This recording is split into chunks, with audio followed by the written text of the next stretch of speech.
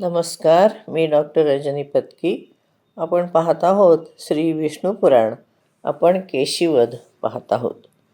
सर्व गोपांना धीर देतो श्रीकृष्ण आणि मग त्या केशीकडे वळतो आणि त्याला म्हणतो, अरे दुष्टा, इकडे ये. पिनाकधारी वीरभद्राने ज्या प्रकार पुरुषाचे दात उखडले होते तशा प्रकारे मी कृष्ण तुझ्या मुखातून तुझे सर्व दात उपटून टाकीन. असं म्हणून त्याने छलांग मारली आणि केशीच्या समोर आला आणि तो अश्वरूपधारी दैत्यसुद्धा तोंड उघडून आ करून त्याच्याकडे धावायला लागला. त्याच्या अंगावरच आलं जवळजवळ.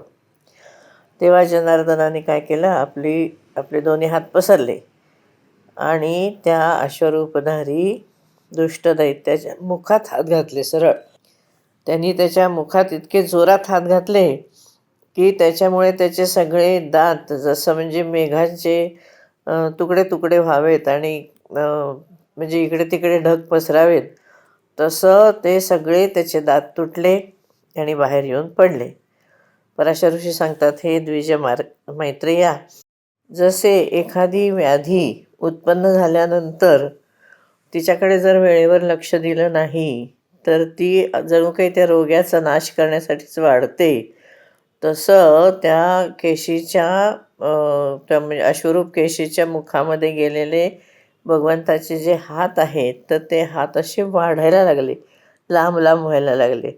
त्याच्यामुळं काय झालं, त्याचे ओठ सगळे फाटून गेले आणि तो म्हणजे रक्त ओकायला लागला आणि त्याचे जे डोळे आहेत त्याचे सगळे स्नायू तुटले जोरात ओकल्यामुळे आणि आ केल्यामुळे.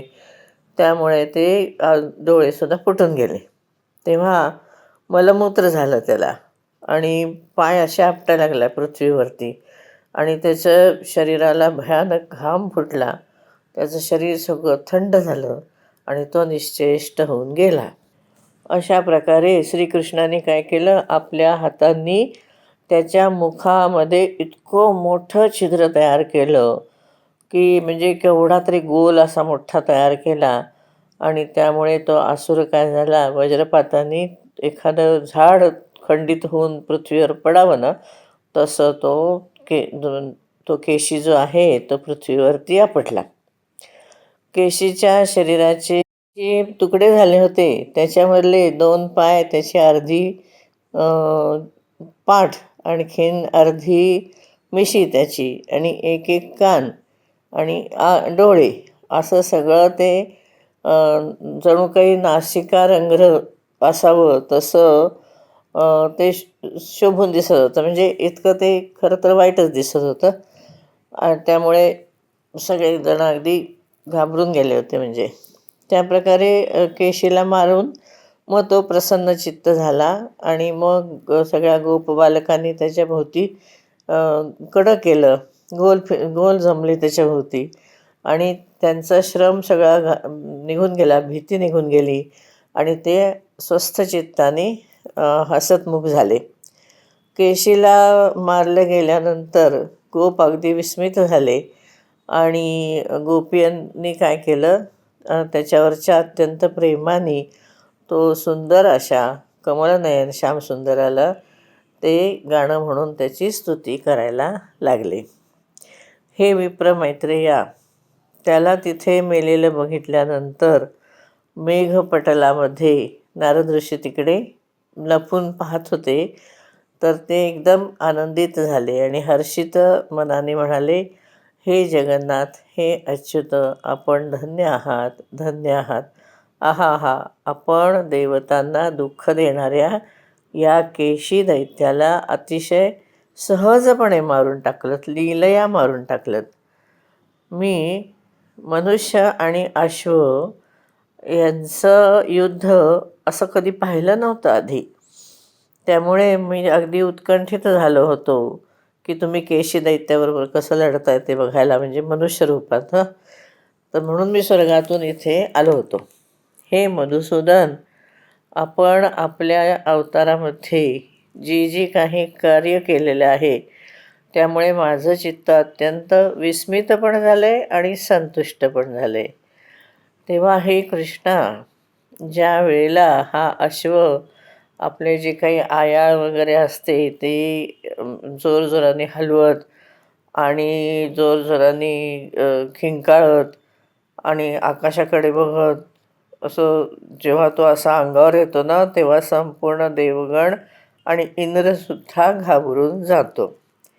हे जनार्दन, आपण या दुष्टात्मा केशीला मारलं म्हणून आता या लोकामध्ये आपलं नाव केशव असं पडेल आणि ते प्रसिद्ध होईल. हे केशी निषूदन, आपलं कल्याण असो, आता मी जातो.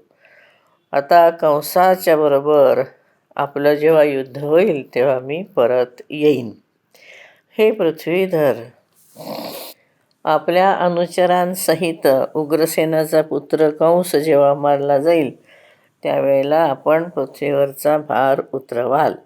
हे जनार्दन, त्याच वेळेला मी अनेक राजांच्या बरोबर आयुष्मान असा आपण जे आहात, असं जे महापुरुष आपण आहात, त्यासाठी त्यांनी केलेली म्हणजे अनेक प्रकारची युद्ध मी पाहीन. हे गोविंदा, आता मी जातो स्वर्गाला म्हणा, किंवा नारद ऋषी म्हणजे नेहमी फिरायचे ना, तसं ते म्हणाले मी आता जातो. आणि देवतांच्यासाठी खूप मोठं कार्य आपण केलं आहे. आपण तर सगळं जाणताच, मी आणखीन काय बोलणार आहे आपल्यासाठी. तेव्हा आपलं मंगल असो, मी जातो, असं म्हणून नारदजी तिथून निघून गेले. मग गोपगणांनी सन्मानित झालेले असा हे श्रीकृष्ण, गोपींच्या नेत्राचं एकमेव लक्ष असणारे श्रीकृष्ण यांनी त्या गोपबालकांच्या बरोबर गोकुळामध्ये प्रवेश केला. या ठिकाणी हा 16वा अध्याय संपतो. यामध्ये 28 श्लोक आहेत. आता आपण 17वा अध्याय बघू. यामध्ये अक्रूर गोकुळात येतो तो कथाभाग आहे. श्री पराशर ऋषी म्हणाले, अक्रूराला सांगितलं होतं ना कंसाने की तू ताबडतोब जा, आणि तो रथात बसून निघाला होता. तेव्हा ते मथुरापुरीहून अक्रूर निघाला आणि श्रीकृष्णाच्या दर्शनाची ओढ होती त्याच्या मनामध्ये. त्यामुळे तो रथ जो होता तो शीघ्रगामी होता, म्हणजे फास्ट चालणार, जोरात चालणार होता. तर त्या रथातून ते गोकुळाला निघाले. अक्रूर असा विचार करायला लागला की आज माझ्यासारखा खूप भाग्यवान असं कोणी नाही आहे, कारण आपल्या अंशाने अवतीर्ण झालेले हे चक्रधारी श्री भगवान विष्णू, त्यांना मी त्यांच्या या अवतार रूपामध्ये आपल्या डोळ्यांनी पाहणार आहे. आज माझा जन्म सफल झाला. आजची रात्र अतिशय सुंदर प्रभावशाली होती की ज्यामुळे मी उमललेल्या कमळासारख्या नेत्र असलेल्या श्री विष्णू भगवंताच्या मुखाचं दर्शन करेन. प्रभूचं जे संकल्पमय असं मुखारविंद आहे त्याचं केवळ स्मरण केल्याने सुद्धा पुरुषांचं, मनुष्यांचं पाप दूर होतं.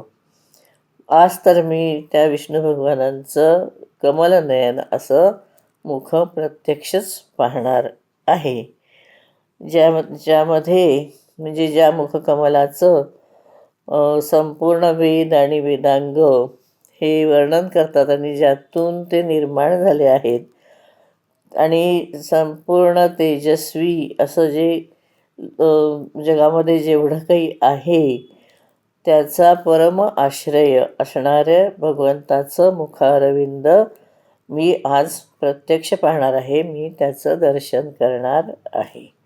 इथे आपण थांबू. आपण 5व्या श्लोकापर्यंत आलो आहोत. धन्यवाद.